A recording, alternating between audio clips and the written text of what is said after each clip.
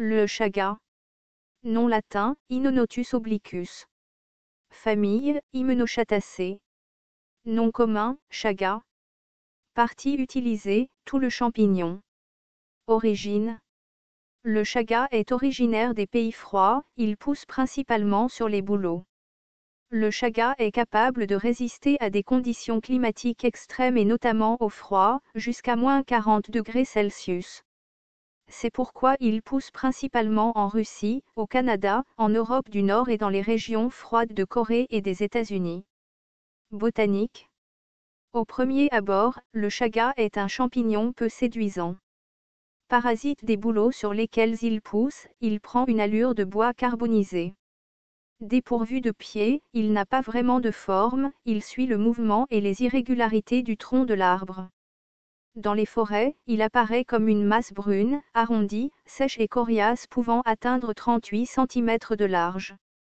En été et en automne, le chaga pousse à plusieurs mètres de hauteur, directement sur les troncs des arbres vivants. On le retrouve essentiellement sur les bouleaux, bien qu'il puisse aussi pousser sur les aulnes, les hêtres et autres espèces d'arbres feuillus. Pour les parasités, le champignon profite des blessures non cicatrisées. Il s'immisce à l'intérieur du bois et se nourrit des nutriments de l'arbre.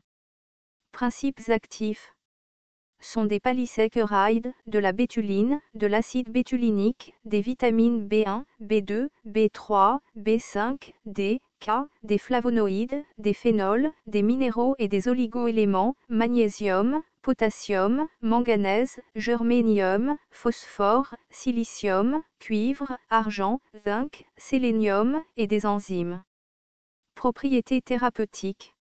Il a des propriétés anti-inflammatoires, antivirales, antibactériennes et antitumorales. Il renforce les glandes surrénales, permet d'inhiber les cellules cancéreuses, détoxifie l'organisme de toute matière radioactive.